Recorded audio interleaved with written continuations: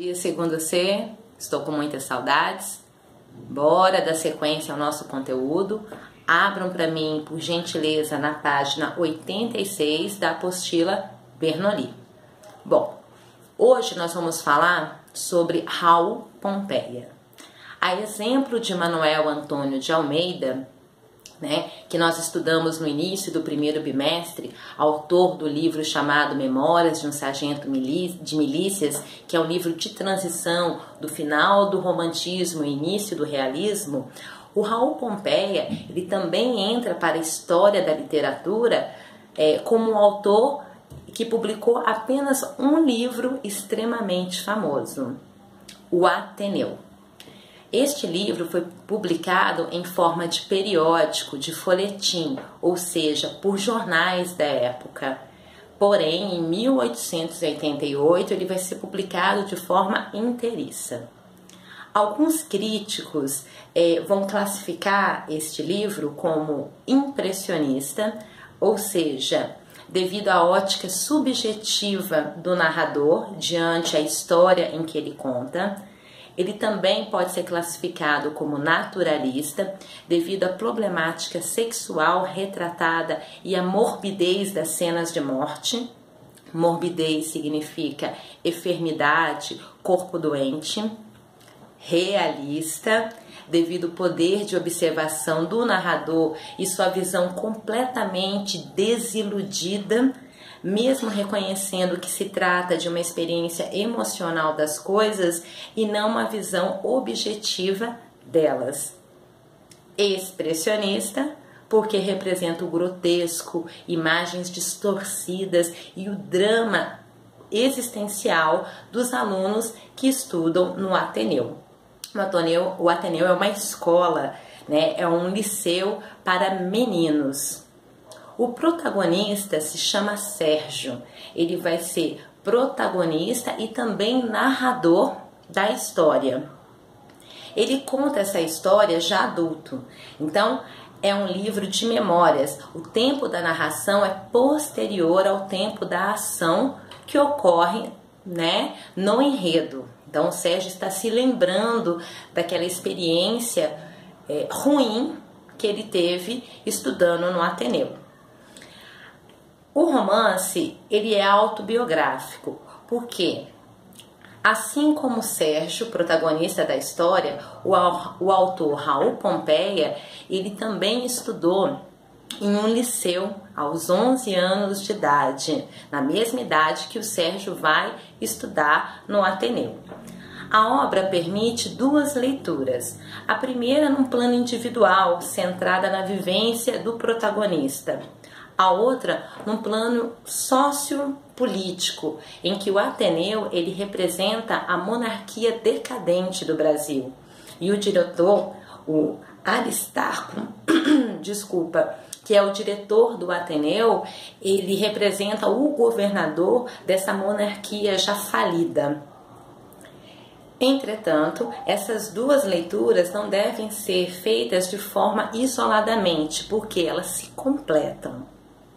Vou ler uma citação do livro. Não é o internato que faz a sociedade, o internato a reflete. Então, a escola, o Ateneu, serve de microcosmo, deste mundo macrocosmo que nós vivemos. E a escola também, ela vai modelar os meninos que lá estudam, deformando completamente as suas personalidades. É isso que eles contam na história. Outra citação. Vais encontrar o mundo, disse o pai, à porta do Ateneu. Coragem para a luta. Essa é uma das primeiras falas do livro, em que o pai do Sérgio segura a mão dele, olha para os portões do Ateneu e diz exatamente isso. O Sérgio vai falar que o Ateneu ele é o confronto entre a educação familiar, que ele chama de estufa de carinho, com aquela vida agora dolorida, sem afeto nenhum que ele tem sendo aluno do Ateneu. Arrancados do contato da proteção familiar, os meninos sentem também necessidade de substituir essa afetividade que eles não encontram mais. Mas substituir essa afetividade por quem? Dentro de uma escola de meninos. Então, uma outra citação. Faça-se homem, meu amigo.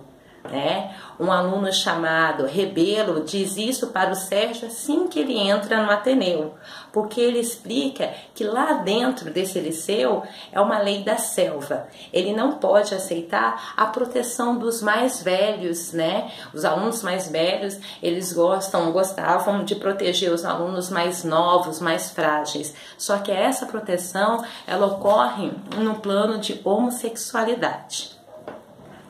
Bom, vamos voltar no diretor do colégio, o Aristarco. Esse personagem é um personagem que o Raul Pompeia desenvolve ele de forma caricatural. Os alunos odiavam esse diretor. Ele era hipócrita. Uma coisa era a relação do diretor com os alunos diante dos seus familiares, dos seus pais, Outra coisa, quando esses alunos estavam sozinhos na escola e ele, representante desse governo falido, assumia todo o seu poder diante desses alunos. Nós temos também a Emma, que é a esposa do Aristarco, do diretor. A Emma, ela vai ser a personificação do papel da mãe e também do papel da sexualização. E nós vamos chamar isso de complexo de Édipo. A Emma é a única mulher, que tem ali percorrendo as alas dessa escola. O que é o complexo de Édipo? Criado por Freud, um psicanalista, e inspirado na tragédia grega chamada Édipo. Então, o complexo de Édipo é um conjunto de desejos, amorosos e também hostis, ou seja, de agressividade que o menino, quando novo, ele experimenta na relação dele com a sua mãe.